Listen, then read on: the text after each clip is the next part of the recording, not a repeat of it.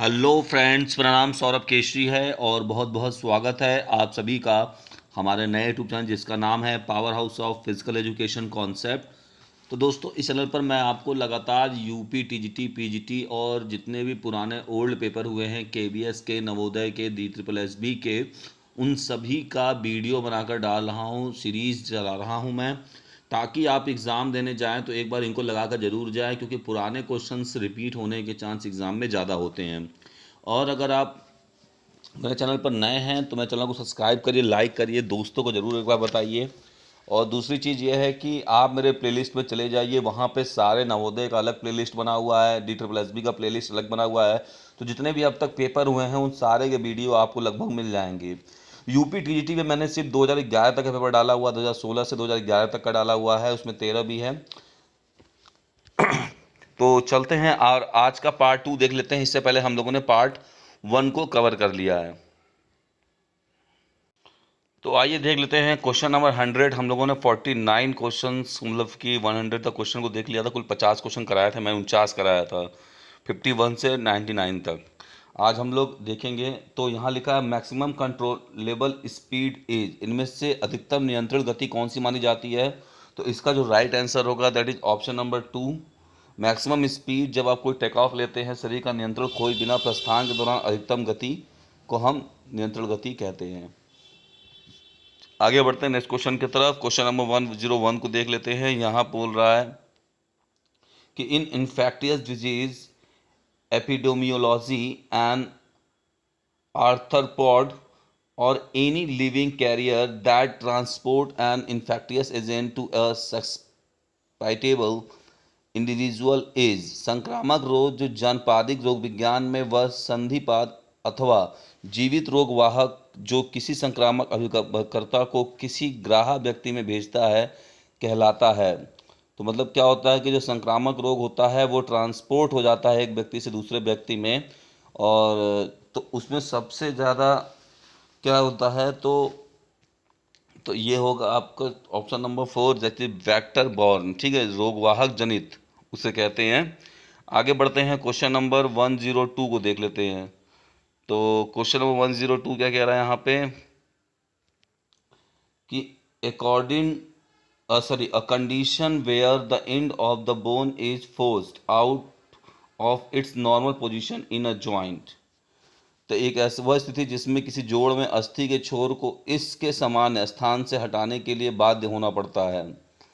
ठीक है, मतलब A condition where the end of the bone, ठीक है, जो है उसको force out of its normal position, अपने नॉर्मल पोजीशन से हट के हो जाता है, हट हो जाता है, डिस्प्लेस्ड हो जाता है, तो उसे हम क्या कहते हैं? उसको हम डिसलोकेशन कहते हैं। नहीं है, कोई भी ज्वाइंट होता है जब उसका नॉर्मल प्लेस जो वहाँ पे जिसका स्थान होता है उस स्थान के से जब वो हट जाता है तो उसे हम डिसलोकेशन कहते हैं। आगे बढ़ते हैं, क्वेश्चन नंबर 103 को देख लेते हैं। Out of the following which is a major ingredient in sleeping pills, मतलब नींद की गोलियों में ऐसा कौन सा है जो इंग्रेडिएंट्स है जो यहाँ से मतलब मेजर इंग्रेडिएंट्स माना जाता है, संगठक माना जाता है। ठीक है, तो उसका जो राइट आंसर होगा दैट इज ऑप्शन नंबर 2, बारबीट्यूट्स। ठीक है, बारबीट्यूरेट्स जो होता है वो आपका बारबीट्यूरेट्स आपका स्लीपिंग पिल्स में देखने को मिलता है। 104 की बात कर लेते हैं। A stage in a women where there is an absence of menarche by 18 years of age और ओल्डर एज। तो उस स्टेज का नाम बताना है जब क्या हो रहा है कि मिनार्की लड़कियों में अब्सेंट हो रही है 18 ईयर्स एज तक। ठीक है, तो इसका जो राइट आंसर होगा that is option number 2, primary amenorrhoea कहते हैं इसको। ठीक है, जब अब्सेंस ऑफ मेंस्ट्रुअल साइकिल का होता है लड़कियों में 18 साल का किसी महिला की वजह से जिसकी 18 वर्ष अथवा उससे अधिक की उम्र तक प्रथम प्रदर्शन मिनार्की नहीं होती है तो उसे हम प्राइमरी एमनोरिया कहते हैं। आगे बढ़ते हैं, क्वेश्चन नंबर 105 को देख लेते हैं। यहाँ बोल रहा है कि transient ischemic attack cause due to cigarette smoking affect which body part of human being. तो सिगरेट पीने का कारण जो मतलब एक इस्केमिक अटैक होता है, अकाल मृत्यु हो जाती है मानव शरीर में, तो किस भाग पर ज़्यादा इफेक्ट करता है, तो आपको ये बताना है। तो इसका जो राइट आंसर होगा 105 का, that is option number C, brain पर इफेक्ट करता है। आगे बढ़ते हैं, क्वेश्चन नंबर 106 को देख लेते हैं। यहाँ पे क्वेश्चन 106 में है कि क्लिकर, बैलेस्ट्रा, एरोजल और क्यू फैक्टर्स आपको ये बताने हैं। ठीक है, तो आइए देख लेते हैं। यहाँ पे तो सबसे पहले बताना है, इसमें बताना कि कौन किसके के साथ मैच है। ठीक, तो यहाँ बताना है कि कौन किसके मतलब मैच कर रहा है। तो क्लिकर तीरंदाजी में होता है, बालेस्ट्रा फेंसिंग में होता है, एरोजल यहाँ पे होता है गोल्फ में, और क्यू फैक्टर्स होता है यहाँ पे साइकिल चलान में। तो ये चारों सही है, तो इसका जो राइट आंसर होगा that is option number 2 is right. A B C और डी सभी सही हैं। ठीक है, आगे बढ़ते हैं क्वेश्चन नंबर 107 की तरफ। तो क्वेश्चन नंबर 107 को देख लेते हैं। क्वेश्चन नंबर 107 कह रहा है यहाँ पे कि which of the following are correct in basketball. Basketball में कौन सा स्टेटमेंट में से सही माना जाएगा। तो the length of court 28 metre. ठीक है, तो पहले आप ये देखिए, तो यहाँ पर पहला वाला आपका सही ऑप्शन आ रहा है। फिर बोल रहा है यहाँ पर diameter of basketball ring 16 inches, ये गलत है। नेक्स्ट बोल रहा है the length of the court that is, ये जब ऊपर सही हो गया तो ये भी गलत हो गया।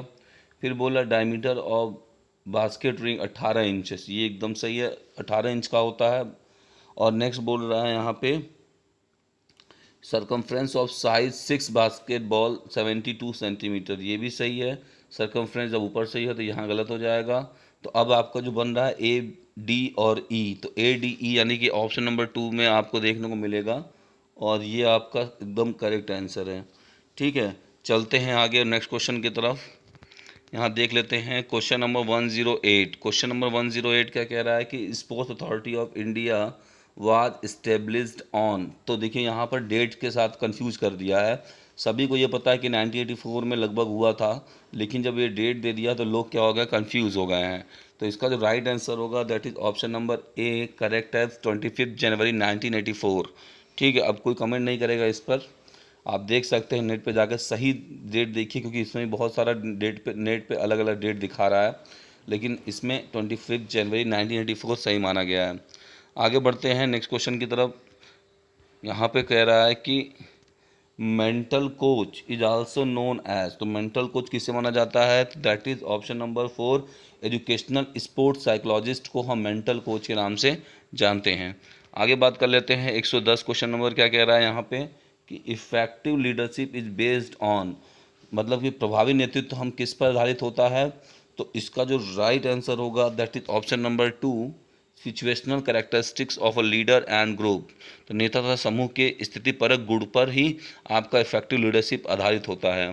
क्वेश्चन नंबर 111 को देख लेते हैं। ये कह रहे हैं कि एन एनालिटिक एक्सरसाइज इन्वॉल्व। तो एक एनालिटिक यानी कि एक विश्लेषणी व्यायाम में क्या शामिल होता है। तो इसका राइट आंसर होगा that is option number 4, a small group of muscles.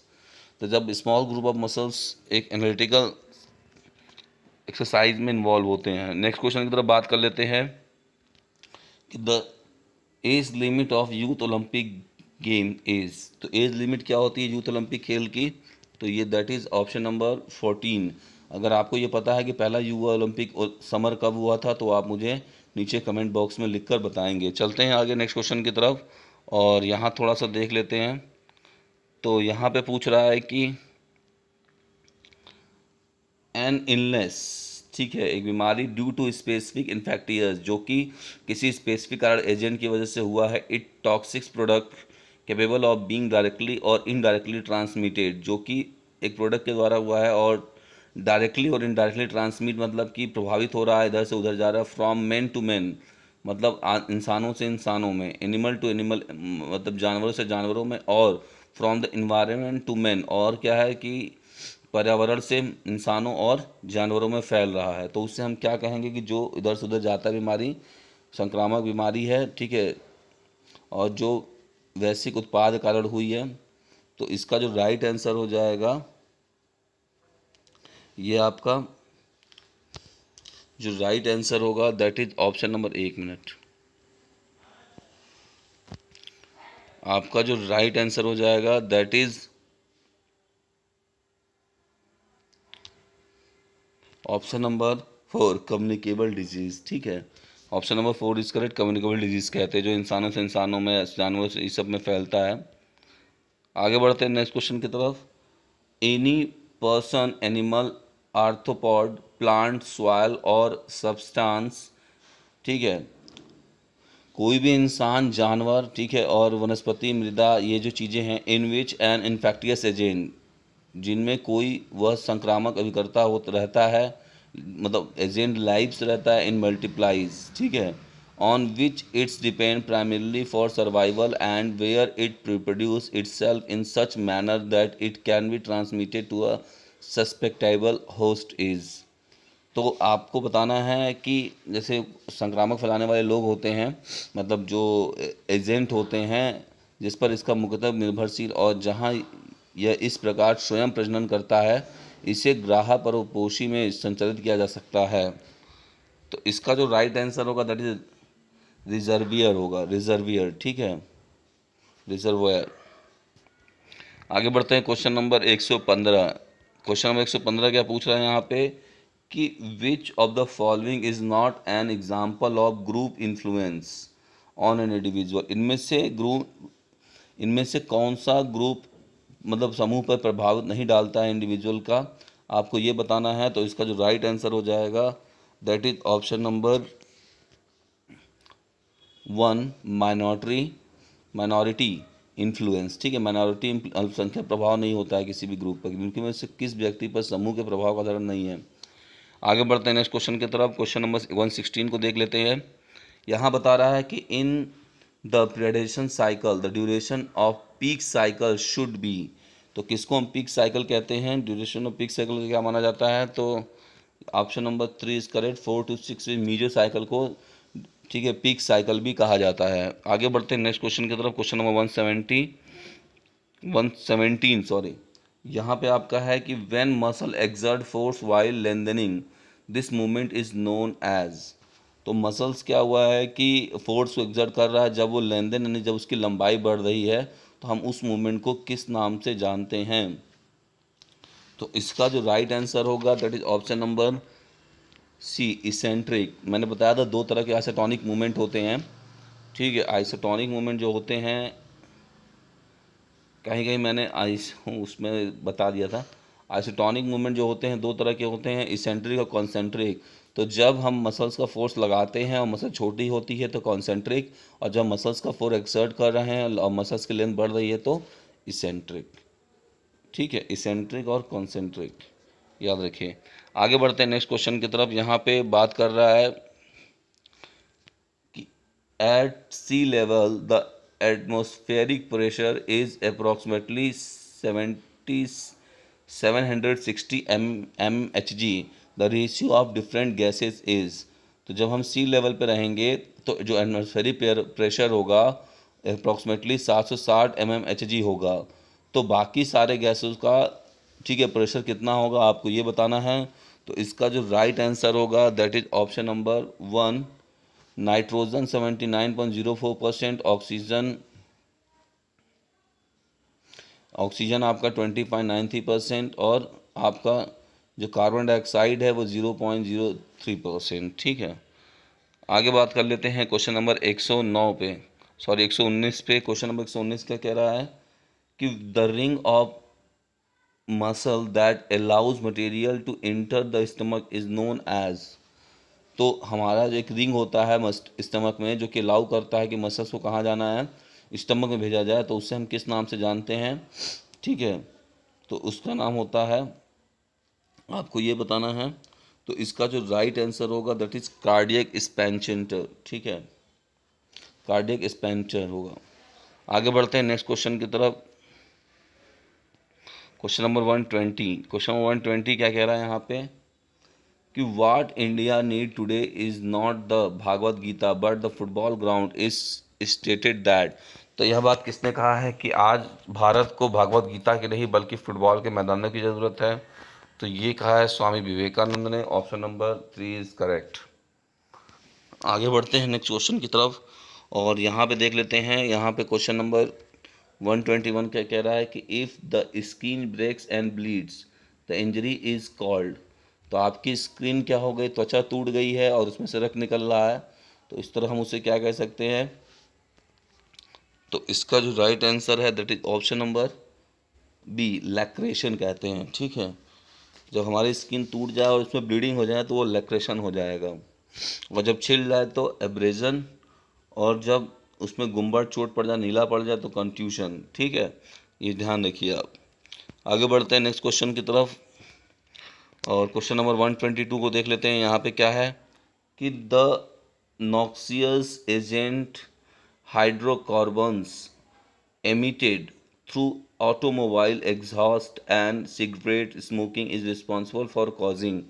तो नॉक्सियस इवेंट मतलब जो होता है जहरीले जो मतलब कारक होते हैं, जैसे हाइड्रोकार्बन। ठीक है, और उसके स्वरूप मतलब बहुत सारे ऐसे चीज़ निकलते हैं, जैसे जो ऑटोमोबाइल से निकलते हैं, यानी गाड़ियों से निकलते हैं, सिगरेट से निकलते हैं, स्मोकिंग से निकलते हैं। तो ये किस प्रकार के रोग के लिए जिम्मेदार होते हैं, कारण होते हैं, आपको ये बताना है। तो इसका जो राइट आंसर होगा that is option number 4, lung cancer के लिए जिम्मेदार होते हैं, जो धुएं आपके सिगरेट से निकलते हैं और ऑटोमोबाइल्स वगैरह से निकलते हैं। क्वेश्चन नंबर 123 के लिए बात करेंगे। यहाँ पे बोल रहा है the disease transmission which embraces, एक ऐसे रोग, ठीक है, जो variety of mechanism include the traditional 5F is termed as, वह रोग जिसमें पारंपरिक 5F सहित क्रियाविधि के प्रकार का अनुसरण करता है कहलाता है। तो ऐसे कौन से हैं जो 5F कहलाते हैं। तो option number 2 is correct, indirect transmission. आगे बढ़ते हैं नेक्स्ट क्वेश्चन की तरफ। क्वेश्चन नंबर 124 को देख लेते हैं। यहाँ बता रहा है कि in skeletal muscle the connective tissue sheath surrounding each fasciculus is known as. तो स्केलेटल मसल्स में क्या होता है कि जितने कनेक्टिव टिश्यूज होते हैं वो जुड़े रहते हैं, ठीक है, या बांधे रहते, रैप रहते हैं। काली पेशी प्रत्येक पुलिका के चारों ओर संयोगी ऊतक से मतलब क्या होती है, बंधी रहती, घिरी रहती है। तो उससे फेस्कुलस से घिरी रहती है, जिसे हम किस नाम से जानते हैं। तो इसका जो राइट आंसर होगा that is option number B, perimysium कहते हैं इसको। ठीक है, जो हमारा फेसिकुलस होता है, जो घिरा रहता है, घेरा रहता है, उसे फेसिकुलस कहते हैं। आगे बढ़ते हैं नेक्स्ट क्वेश्चन की तरफ। Question number 125, the game whose field is marked from east to west, वह खेल जो कि मार्क रहता है ईस्ट टू वेस्ट। ठीक है, तो ये ऑप्शन नंबर आपको ए है। खो खो में ईस्ट टू वेस्ट होता है, बाकी सारे खेल आपके साउथ टू लगभग नॉर्थ होते हैं। आगे बढ़ते हैं नेक्स्ट क्वेश्चन की तरफ। क्वेश्चन नंबर 126 यहाँ पे देख लेते हैं। The artificial lakes constructed usually of earth work और masonry in which large quantities of surface water is stored is termed as।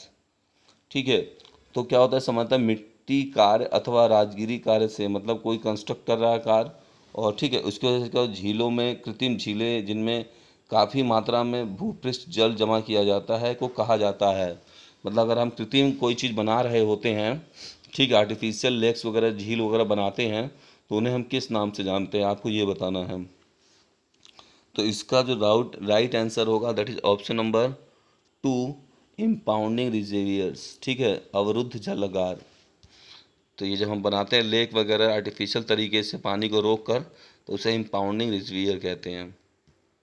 Question number 127 को देख लेते हैं। यहाँ बोल रहा है कि which is not the correct normal composition of external air by volume. निम्न में से कौन सा normal composition of external air volume होता नहीं है, आपको वो बताना है। किसका मतलब जो एयर मतलब हवा में उपस्थित गैस का सही नहीं यहाँ पे दिया हुआ है, आपको इसके बारे में बताना है। तो इसका जो राइट आंसर हो जाएगा that is option number 1, nitrogen 80% नहीं होता है, 78% होता है। ठीक है, आगे बढ़ते हैं, या 79% होता है। आगे बढ़ते हैं नेक्स्ट क्वेश्चन की तरफ। क्वेश्चन नंबर 128 को देख लेते हैं। यहाँ कह रहा है a sound mind in a sound body is a short but full description of a happy state in this world is expressed by. देखिए, आपने सिर्फ अभी तक सुना होगा कि sound body in sound mind किसने कहा है, लेकिन ये पूरा स्टेटमेंट देखिए, ये किसने कहा है, तो ये आपको बताना है। तो इसका जो राइट आंसर है that is option number A, John Locke ने कहा है। कि यह बहुत छोटी सी बात है, लेकिन इसमें पूरी एक अच्छे लाइफ की पूरी कहानी गई है, ये बात है। ठीक, आगे देखते हैं 129 का। 129 में यहाँ बोल रहा है कि a fracture where the broken ends of the bones drive into one another. तो इसमें क्या है, एक ऐसा फ्रैक्चर जिसमें क्या है कि जो बोन है वो टूट गया है और उसका एंड क्या हो रहा है, किसी और बोन के पास जाके चला जा रहा है, कहीं और जाके घूम जा रहा है ना, उसी में अंदर चला जा रहा है। तो इससे हम किस तरह के फ्रैक्चर का उदाहरण देंगे, तो ऑप्शन नंबर 4 इम्पैक्टेड फ्रैक्चर्स। ठीक है, इसको कैसे पहचानेंगे कि एक बोन जब टूटने के बाद किसी और बोन के पास चला जाए या किसी और जगह चला जाए, तो किसी जब और सिस्टम को इम्पैक्ट करता है यानी प्रभाव डालता है, दैट इज इम्पैक्टेड प्रभाव, फ्रैक्चर कहेंगे इसको। ठीक है, क्वेश्चन नंबर 130 को देख लेते हैं। यहाँ बोल रहा है कि the aim of physical education with regard to teacher education in India. तो फिजिकल एजुकेशन का जो उद्देश्य है या लक्ष्य है वो teacher in education in India, तो वो क्या है आपको ये बताना है। तो इसका जो राइट आंसर है that is option number 1 remained almost fixed since the beginning. तो इसके आरंभ से ही लगभग निर्धारित रहा है। तो भारत में अध्यापक शिक्षा के संबंध में सारी शिक्षा का लक्ष्य क्या है कि इसके आरंभ से ही लगभग निर्धारित रहा है कि उन्हें क्या करना चाहिए, कैसे करना चाहिए। आगे बात कर लेते हैं। The disruption in the normal menstruation cycle in female is termed as. अगर कभी मेंस्ट्रुअल साइकिल में डिसरप्शन हो जाता है तो उसे हम किस नाम से जानते हैं, आपको ये बताना है। ठीक है, तो इसका राइट आंसर क्या है, इसका राइट आंसर है ऑप्शन नंबर 3। तो जब मेंस्ट्रुअल साइकिल में गड़बड़ी हो जाती है तो उसे मेंस्ट्रुएशन डिसफंक्शन के नाम से जानते हैं। आगे बढ़ते हैं क्वेश्चन नंबर 132। क्वेश्चन नंबर 132 क्या कह रहा है, the exchange of gases between the blood and the tissue is known as. तो जब ब्लड और टिश्यू के बीच में, ठीक है, गैसेस का अदला बदली होता है तो उसे हम किस नाम से जानते हैं, तो इसे हम इंटरनल रिस्पिरेशन के नाम से जानते हैं। आगे बढ़ते हैं, क्वेश्चन नंबर 133 को देख लेते हैं। यहाँ बोल रहा है कि name the year in which Dhyan Chand award was instituted. तो ध्यानचंद अवार्ड 2002 में बनाया गया, तो ऑप्शन नंबर 3 इज करेक्ट। आगे बढ़ते हैं, क्वेश्चन नंबर 134। यहाँ कह रहा है कि looking good, feeling good and living longer can be achieve through. तो क्या है कि अच्छा अनुभव, ठीक है, और लंबी जीवन, ये सब चीज़ें किसके अंदर आपको मिलेंगी या कैसे मिलेंगी, आपको ये बताना है। तो इसका जो राइट आंसर है that is option number 1 regular exercise के थ्रू। ठीक है, रेगुलर विजिट डॉक्टर को नहीं होगा, कंज्यूमिंग मेडिसिन रेगुलरली, इससे भी नहीं, reeling on machine to get around, नहीं, ये भी नहीं होगा। आगे बढ़ते हैं, क्वेश्चन नंबर 135 को देख लेते हैं। यहाँ बोल रहा है कि ओवरलोड को कैसे आप डिफाइन करेंगे, व्हाट इज ओवरलोड। तो इसका जो राइट आंसर हो जाएगा that is option number 3 to improve body, ठीक है, through training more harder than normal with frequency intensity and time. तो अपने बॉडी को जब हम ट्रेनिंग खूब ज़्यादा हार्ड ट्रेनिंग कराते हो, कठिन कार्य कराते हैं और ट्रेनिंग देते हो जो कि नॉर्मल से ज़्यादा होता है और उसकी फ्रिक्वेंसी और इंटेंसिटी और टाइम उससे ज़्यादा होती है, उससे हम ओवरलोड कहते हैं। आगे बढ़ते हैं, क्वेश्चन नंबर 136 को देख लेते हैं। यहाँ कह रहा है कि it can be develop through continuous and interval training. इनमें से कॉन्टीन्यूअस और इंटरवल ट्रेनिंग के द्वारा क्या डेवलप होता है, आपको ये बताना है। तो इसका जो राइट आंसर है that is option number B endurance develop होता है। स्ट्रेंथ इंड्योरेंस नहीं होता, सिर्फ इंड्योरेंस डेवलप होता है कॉन्टीन्यूअस और इंटरवल ट्रेनिंग के द्वारा। आगे बढ़ते हैं, क्वेश्चन नंबर 137 को देख लेते हैं। क्वेश्चन नंबर 137 क्या कह रहा है यहाँ पे कि health education is a process in which individual and group learn to. तो हेल्थ एजुकेशन का जो उद्देश्य है, ठीक है, शिक्षा प्रक्रिया में जिसमें व्यक्ति तथा समूह सीखते हैं, तो हेल्थ एजुकेशन में वो क्या सीखते हैं आपको ये बताना है। तो हेल्थ एजुकेशन में option number 2 promote, maintain and restore health. तो ये सिखा प्रोसेस में, हेल्थ एजुकेशन के प्रक्रिया में, प्रोसेस में ग्रुप को ये सिखाया जाता है कि कैसे उसको प्रमोट करें और मेंटेन करें और रिस्टोर को करें अपने हेल्थ को। आगे बढ़ते हैं, क्वेश्चन नंबर 138 को देख लेते हैं। यहाँ बोल रहा है कि यहाँ पे बोल रहा है कि a condition of stretch and और treat of ligament the fibrous band of connective tissue that joints the end of one bone with another. तो आपको ये बताना है कि एक अस्थि के छोर से दूसरे को जोड़ने वाली जो टिश्यू होती है, ठीक है, और जिसमें क्या होता है, स्ट्रेस होता है, तो वह क्या कहलाता है, आपको ये बताना है। तो इसको हम ऑप्शन नंबर 3 इसका राइट होगा, ठीक है। जॉइंट्स जो होता है उनको बीच जोड़ने वाले को हम लिगामेंट्स के नाम से जानते हैं, और लिगामेंट जब ट्विस्ट हो जाते हैं तो स्प्रेन होता है। आगे बढ़ते हैं, क्वेश्चन नंबर 139। क्वेश्चन नंबर 139 क्या कह रहा है कि which of the following is not the principle of sport training, इनमें से कौन सा प्रिंसिपल ऑफ स्पोर्ट ट्रेनिंग नहीं माना जाता है। तो option number C, that is principle of motivation, ये नहीं है। आगे करते हैं, नेक्स्ट क्वेश्चन नंबर 140 को देख लेते हैं। यहाँ कह रहा है कि culture is the evidence of intellectual development in a nation is defined by. तो कल्चर क्या है कि एक ऐसा, ठीक है, एविडेंस है जो कि इंटेलेक्चुअल डेवलपमेंट को करता है आपके राष्ट्र में। यह किसने डिफाइन किया है, परिभाषा किसने दी है कि कल्चर ही सबसे ज़्यादा बुद्धिमत्ता को बढ़ाता है। तो यह बात किसने कही है, तो आपको ये बताना है। तो option number 4 is correct, Matthew ने कही है। आगे बढ़ते हैं, क्वेश्चन नंबर 141 को देख लेते हैं। The basic component of physical fitness as per H Harrison Clarke. H Harrison Clarke के अनुसार basic component of physical fitness की कौन सी मानी जाती है। तो option number 4 is correct, muscular strength, muscular endurance and cardio respiratory endurance. ये 3 हैं जो सबसे ज़्यादा basic component of physical fitness के माने जाते हैं। क्वेश्चन नंबर 142 को देख लेते हैं। क्वेश्चन नंबर 142 में कह रहा है कि a condition in which a twist, pull और tear of muscle and tendon occur. हमने बार बार बताया है कि टेंडन में जब होगा तो स्ट्रेन, और जब लिगामेंट में होगा तो स्प्रेन, आपको ये याद रखना है। तो option number C is correct, strain इसका राइट आंसर होगा, ठीक है। आगे बढ़ते हैं नेक्स्ट क्वेश्चन की तरफ और वहाँ देख लेते हैं। यहाँ पे क्या है, क्वेश्चन नंबर 143। क्वेश्चन नंबर 143 कह रहा है कि in cardiac hypertrophy result of endurance training, ठीक है। कार्डियक हाइपरट्रॉफी बढ़ गया है, रिजल्ट क्या, इसका रिजल्ट से क्या हुआ है कि आपको जो ड्यूरेंस ट्रेनिंग थी, विच of the following heart chamber undergoes in a greatest change. तो सबसे ज़्यादा चेंजेस किस हार्ट में आपको देखने को, हार्ट के किस चैम्बर में देखने को मिलेगा। तो इसका जो राइट आंसर है that is option number 2, left ventricle में सबसे ज़्यादा चैम्बर्स के साइज में, थिकनेस में फ़र्क देखने को मिलेगा जब आपकी कार्डियक हाइपरट्रॉफी बढ़ जाती है तब। आगे बात कर लेते हैं, क्वेश्चन नंबर 144 यहाँ बोल रहा है कि, एक मिनट, यहाँ पे बता रहे हैं कि the abbreviation of AIDS stand for the acquired immune no deficiency syndrome, ठीक है। तो इसका जो राइट आंसर हो जाएगा that is option number 3, acquired immune deficiency syndrome. आगे बढ़ते हैं 145 पर और यहाँ बात कर लेते हैं कि these are the steps that leads to the attainment of goal. तो गोल को, ये सब क्वेश्चन आपको बताऊँ 2017 के भी उसमें देखने को मिला होगा KVS में। तो देखिए ये 3-4 क्वेश्चन तो वहीं से डायरेक्टली रिपीट हुए हैं।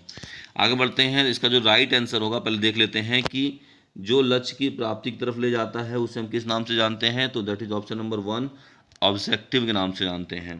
क्वेश्चन नंबर 146 को देख लेते हैं। तो क्वेश्चन नंबर 146 क्या कह रहा है यहाँ पे, a well digged in a hole in the water bearing stratum is.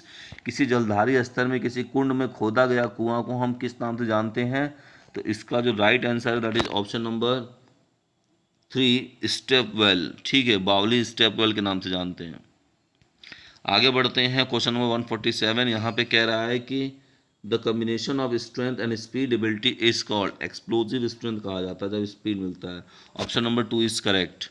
आगे बढ़ते हैं, क्वेश्चन नंबर 148 को देख लेते हैं। तो यहाँ बोल रहा है कि, यहाँ पे बोल रहे हैं कि 5 to 10 minute of a slow walk low level exercise combined with stretching is. अगर हम 5 से 10 मिनट क्या करते हैं, स्लो वॉकिंग करते हैं और लो लेवल एक्सरसाइज करते हैं, तो उसमें हम क्या करते हैं, स्ट्रेचिंग को भी जोड़ देते हैं। तो हम उसे किस तरह की एक्सरसाइज की बात कहेंगे या क्या है वो। तो इसका जो राइट आंसर है that is option number 1, cooling down कहते हैं इसको। आगे बात कर लेते हैं, क्वेश्चन नंबर 149 का है यहाँ पे, which of the following are correctly matched, इनमें से कौन करेक्टली मैच्ड है। तो ऑप्शन नंबर देखते हैं, पहला साल्टलेक स्टेडियम कोलकाता, ये एकदम सही है। नेक्स्ट है बी बाराबती स्टेडियम भुवनेश्वर, ये गलत है। और यहाँ पे नेक्स्ट है कालूर इंटरनेशनल स्टेडियम कोची, ये सही है। तो इसका जो राइट आंसर हो जाएगा दैट इज ऑप्शन नंबर ए, एकदम सही है। आगे बढ़ते हैं, नेक्स्ट क्वेश्चन नंबर 150 और आज का सेशन यहीं पे कंप्लीट हो जाएगा। A fracture where both the bone and skin break and there is a danger of infection is. तो एक ऐसा फ्रैक्चर जिसमें क्या है कि बोन और स्किन दोनों टूट गए हैं और उसमें खतरा बढ़ गया है किसका, इन्फेक्शन होने का, तो उसे हम किस तरह के फ्रैक्चर कहते हैं।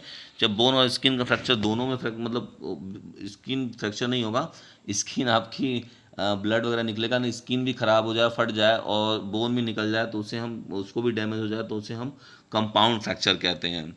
तो ये आज का सेशन आपका कंप्लीट हो गया। अगर इसका पीडीएफ चाहिए तो आप मेरे टेलीग्राम चैनल पे जुड़ जाइए।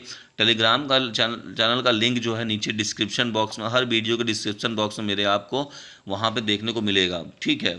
तो मिलते हैं नेक्स्ट वीडियो में, और दोस्तों ज़रूर बताइए, ठीक है। मैं इतनी मेहनत कर रहा हूँ आपके लिए, पेपर को ढूंढ के लाता हूँ और पेपर से मैं कराता हूँ। मैं कभी भी आपको ये नहीं लिखा होगा कि जैसे मन वैसे करा दिया मैंने, ठीक है। पेपर लेकर आता हूँ ताकि हिंदी और इंग्लिश दोनों में आपको समझ में आए। मिलते हैं नेक्स्ट वीडियो में। Thank you very much.